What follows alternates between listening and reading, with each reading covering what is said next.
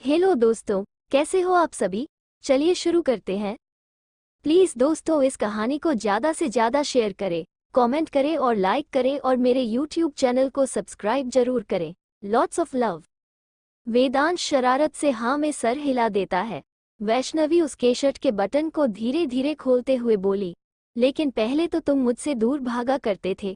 याद है पहली मुलाकात में मुझे कैसे नीचे धकेल दिया था। वेदांश अपने बालों पर हाथ फेर जबरदस्ती मुस्कुराते हुए बोला, हाँ ठीक है, मुझसे गलती हो गई, लेकिन तुम मुझे इस बात के लिए कितनी बार सुनाने वाली हो। वैष्णवी उसके बिखरे बालों को ठीक करते हुए बोली, सारी जिंदगी। इसलिए सुनने के लिए तैयार हो जाओ, लेकिन पहले तुम खुद जाकर तैयार हो। वो दोनों कभी भी आते होंगे और तुम्हारे दोस्त भी। इतना बोलकर वैष्णवी जाने लगी, लेकिन वेदांश ने वैष्णवी का दुपट्टा पकड़ लिया। वैष्णवी आगे ही बढ़ने वाली थी कि अचानक से उसका दुपट्टा खींचने से वो वहीं पर ही रुक गई। वो पीछे मुड़ पाती उसे पहले ही वेदांश ने वैष्णवी को पीछे से पकड़ लिया और वेदांश ने वैष्णवी के कमर के चारों ओर अपने हाथ बांध दिए। एल वैष्णवी के कंधे पर अपनी थोड़ी रख दिया। वैष्णवी के गर्दन पर गर्म सांसें छोड़ते हुए और अपना नाक वैष्णवी के गर्दन पर सहलाते हुए सिडिक्टिव आवाज में बोला, जंगली बिल्ली, मैं तुम्हें सारी जिंदगी सुनने को तैयार हूँ, बस तुम यूं ही मेरे करीब रहो। इतना बोलकर वो वैष्णवी के गर्दन को चूमने लगा। वेदांश की बातें वैष्णवी के दिल की धड़कन बढ़ाने के लिए काफी थी।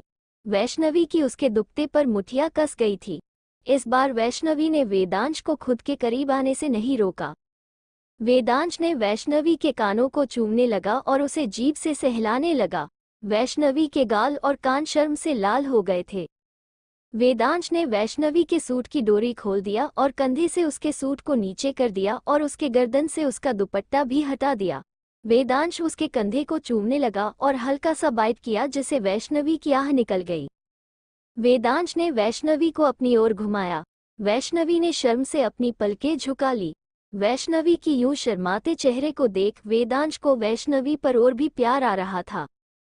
वेदांश वैष्णवी की ठोड़ी पर एक अंगुली रख वैष्णवी का चेहरे ऊपर किया और प्यार से वैष्णवी की ओर देखते हुए बोला, क्या हुआ मेरी जंगली बिल्ली, आज इतना क्यों शर्मा रही हो, इधर ऊपर देखो मेरी ओर। जिस पर वैष्णवी प्यार से वेदांश की आंखों में देखती है। दोनों ही आंखों में प्यार के समुद्र में कहीं खो से गए। वेदांश धीरे धीरे वैष्णवी के होठों की ओर बढ़ा। वैष्णवी भी वेदांश में खोई हुई उसके होठों की ओर बढ़ गई। दोनों ही एक दूसरे को चूमने लगे और मानो इसे वो एक दूसरे को अपना प्यार जाहिर कर रहे थे। वैष्णवी ने अपना हाथ वेदांश के चौड़े और मजबूत से सीने पर रख दिया। वो महसूस कर पा रही थी कि वेदांश की बॉडी बहुत ही अच्छी है। वैष्णवी ने वेदांश की खुली शर्ट को उतार दिया। वेदांश के पीठ को सहलाने लगी। वेदांश को वैष्णवी का ऐसा करना पसंद आ रहा था। वेदांश ने वैष्णवी के निचले होठ को धीरे से बाइट कर लिया, जिसे वैष्णवी की पकड़ वेदांश की पीठ पर मजबूत हो गई। उसने अपने तीखे नाखून वेदांश की पीठ पर लगा दिया। वेदांश यूं ही कई देर तक वैष्णवी को चूमता रहा, फिर उसे दूर हुआ। दोनों ही गहरी गहरी सांसें भरने लगे। वेदांश अपनी सांसों पर काबू पाते हुए शतरती अंदाज के साथ बोला, क्या बात है मेरी जंगली बिल्ली, तुम तो बहुत ही अच्छे से किस करना सीख गई हो। ये सुनकर वैष्णवी के गाल शर्म से लाल हो गए और वो शर्माते हुए वेदांश के सीने जा लगी और वेदांश के सीने में अपना मुंह छुपाते हुए बोली, वेदू आप भी ना। वेदांश वैष्णवी को अपनी बाहों में भर लेता है और वैष्णवी के काले घने बालों को सहलाते हुए बोला, मेरा मन तो नहीं कर रहा तुम्हें जाने देने का, लेकिन कोई ऑप्शन नहीं। फिर वेदांश शरारती अंदाज के साथ बोला, जंगली बिल्ली, be ready for first night. मैं तुम्हें बहुत परेशान करने वाले हूँ और जितनी नींद लेनी है शादी से पहले ले लो फिर तो। वेदांश आगे कुछ बोलने वाला ही था कि उसे पहले ही वैष्णवी ने उसके मुंह पर हाथ रख दिया और बोली, वेदू तुम ना दिन प्रतिदिन और भी बेशर्म होते जा रहे हो। इतने दिन लगता था कि मैं ही इतनी बेशर्म हूँ, लेकिन तुम तो मेरे से 4 कदम आगे निकले।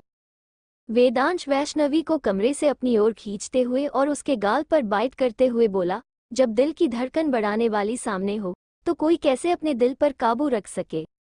वैष्णवी वेदांश की बात सुनकर वो ब्लश करने लगी। अपना झूठा गुस्सा दिखाते हुए बोली, कोई फ्लर्ट करना हो तो तुमसे सीखे, लगता है ऑफिस में सिर्फ यही काम करते हो, तभी तो इतने अच्छे से फ्लर्ट करते हो। जिस पर वेदांश उसके नाक को पिंच करते हुए और वैष्णवी को सताते हुए बोला, अरे, ये बात तुम्हें कैसे पता चल गई? अब क्या करे, ऑफिस में इतनी सुंदर और हॉट लड़कियां है तो फ्लर्ट हो ही जाता है। ये सुनकर वैष्णवी को वेदांश पर बहुत ही ज्यादा गुस्सा आता है और साथ ही उसे बहुत ही ज्यादा जेलसी भी महसूस होती है, इसलिए वह अपने दोनों पंजों पर खड़ी होकर वेदांश के होठों पर जोर से बाइट कर लेती है, जिसे वेदांश की हल्की आह निकल गई। वेदांश अपने होठ पर हाथ रख बोला, अरे जंगली बिल्ली काटा क्यों? जिस पर वैष्णवी नाराजगी से अपने दोनों हाथों को बांधते हुए और वेदांश से मुंह फेर कर बोली, ये मेरे अलावा किसी और लड़की से फ्लर्ट करने के लिए तुम्हारी सजा है।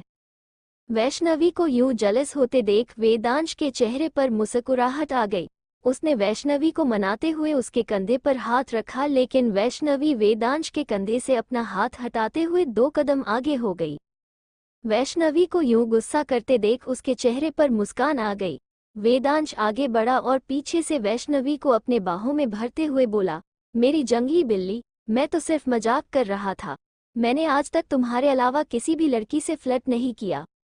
वैष्णवी वेदांश की ओर घूमते हुए और मासूमियत से वेदांश की आंखों में देखते हुए बोली, क्या सच में?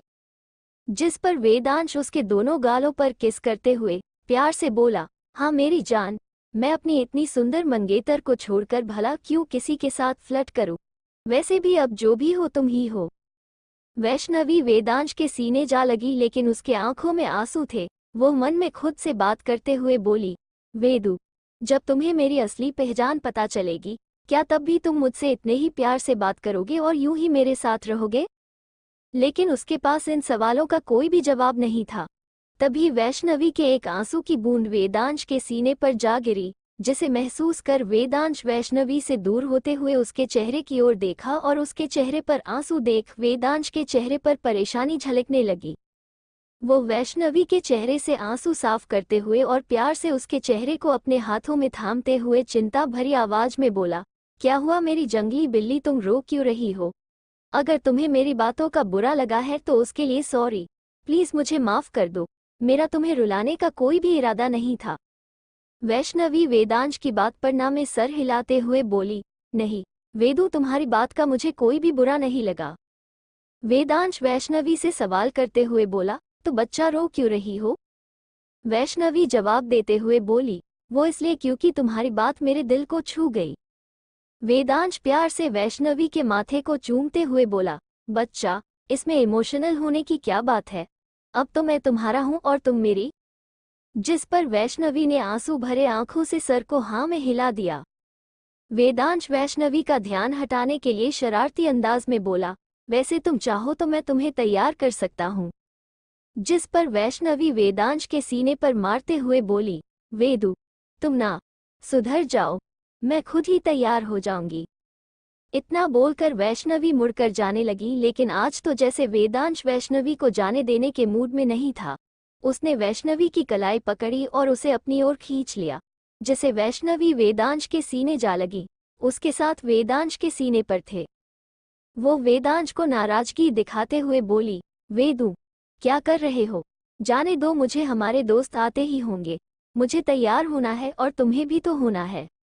जिस पर वेदांश वैष्णवी को कमर से पकड़कर और उसकी आंखों में प्यार से देखते हुए बोला, बच्चा, ऐसा नहीं हो सकता कि हम उन्हें आने से मना कर दे ताकि मैं तुम्हारे साथ और भी समय बिता सकूं। जिस पर वैष्णवी मुस्कुराते हुए बोली, नहीं वेदु, ऐसा नहीं हो सकता।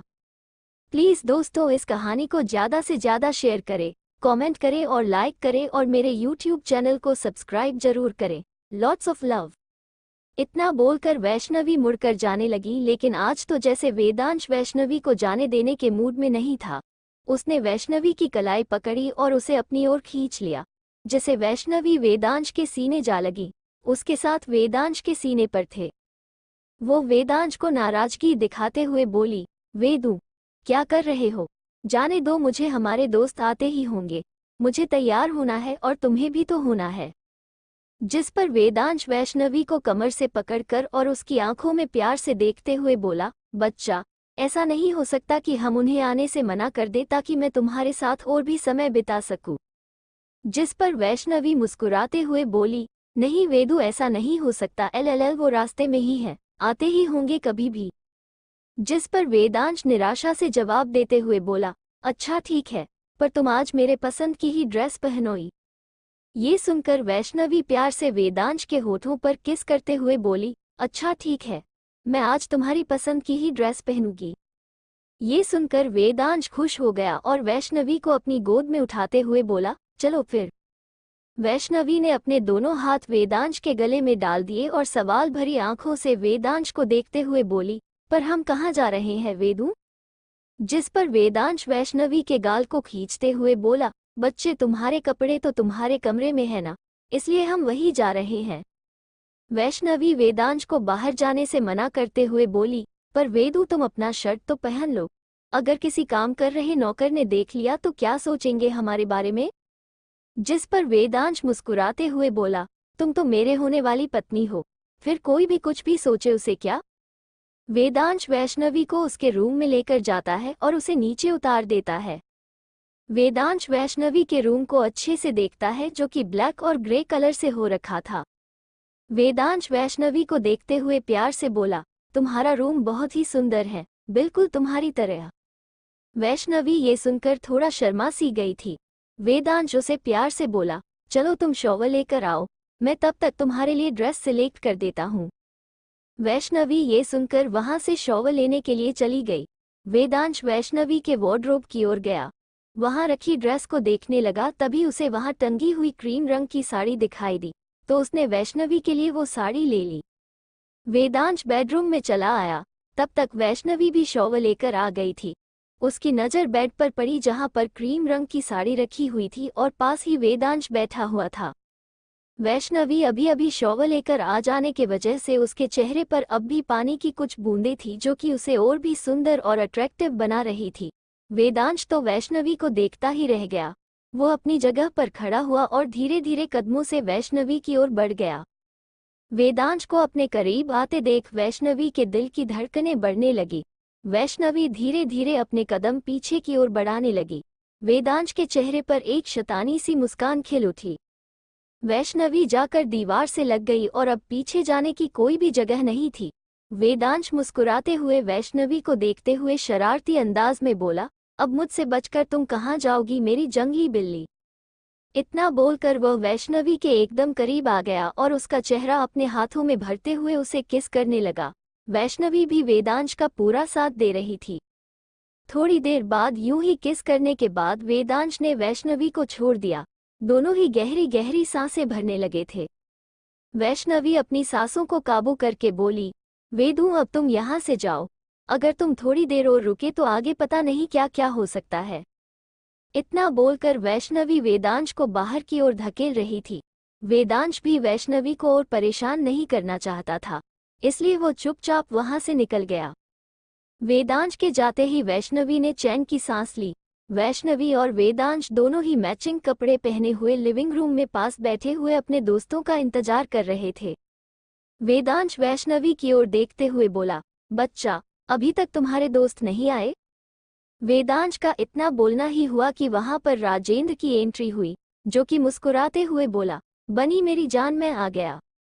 प्लीज़ दोस्तों इस कहानी को ज़्यादा से ज़्यादा शेयर करें, कमेंट करें और लाइक करें और मेरे YouTube चैनल को सब्सक्राइब जरूर करें। Lots of love. वैष्णवी और वेदांश दोनों ही मैचिंग कपड़े पहने हुए लिविंग रूम में पास बैठे हुए अपने दोस्तों का इंतजार कर रहे थे।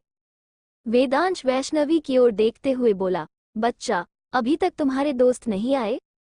वेदांश का इतना बोलना ही हुआ कि वहां पर राजेंद्र की एंट्री हुई, जो कि मुस्कुराते हुए बोला, बनी मेरी जान मैं आ गया। वैष्णवी ने एंट्रेंस की ओर देखा और वहां पर राजू यानी राजेंद्र को देखकर वो बहुत ही ज्यादा खुश हो गई। वो चहकते हुए अपनी जगह से उठी और भागते हुए राजेंद्र की ओर बढ़ी। राजेंद्र भी बड़े बड़े कदमों से वैष्णवी की ओर बढ़ा और उसे अपने बाहों में उठा लिया और उसे घुमाते हुए प्यार से बोला, बनी मैंने तुझे बहुत याद किया। ये 15 दिन तो ऐसे लग रहे थे जैसे 15 साल हो। उद्धरण चिन्ह। वैष्णवी उसके हाथ पर मारते हुए गुस्से से बोली, राजू मुझे नीचे उतरो, तुम्हें कितनी बार मना किया है, मुझे ऐसे मत उठाओ, लेकिन तुम्हें ये बात समझ नहीं आती मेरी। वैष्णवी को गुस्सा करते देख राजेंद्र ने उसे नीचे उतार दिया और उसके कंधे पर हाथ रखते हुए बोला, अच्छा बाबा सॉरी, चलो ये तो बता मुझे याद किया भी या नहीं? जिस पर वैष्णवी मुस्कुराते हुए जवाब देते हुए बोली, हाँ राजू मेरे काजू, मैंने भी तुझे बहुत याद किया। तभी वैष्णवी की नज़र दूर खड़े वेदांश पर पड़ी, जो कि गुस्से से उन दोनों की ओर देख रहा था। वेदांश, वैष्णवी और राजेंद्र को साथ में देखकर उसके गुस्से की सीमा नहीं रही। गुस्से से उसका चेहरा काला हो गया था और उसने अपनी मुठियां बंद कर ली थी। तभी वैष्णवी को अंदाजा हुआ कि वो राजेंद्र के काफी करीब है और ये बात वेदांश को अच्छी नहीं लग रही। इसलिए उसने जल्दी से राजेंद्र का हाथ अपने कंधे से हटाया। वैष्णवी को ऐसा करता देख राजेंद्र को थोड़ा अजीब लगा, लेकिन उसने इतना ध्यान नहीं दिया। राजेंद्र मुस्कुराते हुए आगे बोला, बनी मेरी जान, तो फिर बताओ तुमने इन 15 दिनों में क्या किया। धीरे से उसके कान में फुसफुसाते हुए बोला, मैंने तो आते ही तुम्हारे कारनामे पढ़ लिए, बेसमेंट को आग लगाने और स्कॉर्पियो गैंग को मात देने का। वैष्णवी ने राजेंद्र की बात को अनसुना कर राजेंद्र का हाथ पकड़ वेदांश की ओर मुस्कुराते हुए बोली, राजू मुझे तुझे किसी से मिलवाना है। उद्धरण चिन्ह। तभी राजेंद्र की नजर वेदांश पर पड़ी। दोनों ही एक दूसरे को अजीब ही तरीके से देख रहे थे। राजेंद्र को वेदांश की आंखों में देखकर ये तो समझ आ गया था कि वेदांश उसे बिल्कुल भी पसंद नहीं करता है। राजेंद्र को भी वेदांश कुछ ज्यादा पसंद नहीं आया। दोनों को इतने अजीब तरीके से देखता देख और अजीब माहौल देखता देख वैष्णवी माहौल को नॉर्मल करते हुए उनका इंट्रोडक्शन कराते हुए बोली, वेदू, ये मेरा दोस्त राजू यानी राजेंद्र सिंह है और राजू ये मेरा मंगेतर वेदांश है। उद्धरण चिन्ह।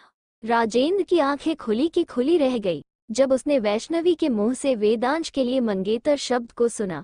ये सुनते ही उसे ऐसा लगा कि उसके दिल में किसी ने जोर से खंजर चुभा दिया हो। उसका खिला हुआ चेहरा अब मुरझा सा गया था। वेदांश को राजेंद्र का मुरझाया हुआ चेहरा देखकर बड़ा ही मजा आ रहा था और उसने राजेंद्र का हाथ वैष्णवी के हाथ से छुड़ाते हुए और वैष्णवी को अपने पास कर उसके कंधे पर हाथ रखते हुए अकड़ के साथ बोला, हाँ मैं इसका मंगेतर हूँ और हम जल्द ही शादी करने वाले हैं। वैष्णवी को समझ आ रहा था कि आखिर वेदांश ये सब राजेंद्र को दिखाने के लिए कर रहा था। राजेंद्र गुस्से से वेदांश की ओर घूरता है और वैष्णवी की बाजू पकड़ उसे वेदांश से दूर करते हुए बोला, बनी तुम क्या पागल हो गई हो? तुम इस लड़के को सिर्फ 15 दिन से जानती हो और तुम इसे शादी करने वाली हो? वैष्णवी कुछ कह पाती उससे पहले ही वेदांश उसे गुस्से से जवाब देते हुए बोला, हाँ तो कौन सी बड़ी बात हो गई? हम इन 15 दिन में एक दूसरे को जान और समझ गए हैं कि हम एक दूसरे से शादी करने के लिए भी तैयार है। वैसे भी तुम होते कौन हो हमारे बीच में बोलने वाले? जब हम दोनों इस शादी के लिए राजी हैं और साथ ही हमारे घर वाले भी, तो तुम्हें इतनी क्यों दिक्कत हो रही है? वेदांश के तीखे शब्द सुनकर राजेंद्र को गुस्सा आ गया और वह आगे बढ़कर वेदांश की कॉलर पकड़ते हुए बोला, अरे मैं वो हूँ जिसके सामने अच्छे से अच्छे लोगों की बोलती बंद हो जाती है, और तू है भी क्या हमारे सामने? हमारे किसी नौकर से कम नहीं। हालांकि वेदांश भी आमिर था, लेकिन उसका बिजनेस सिर्फ दिल्ली में था।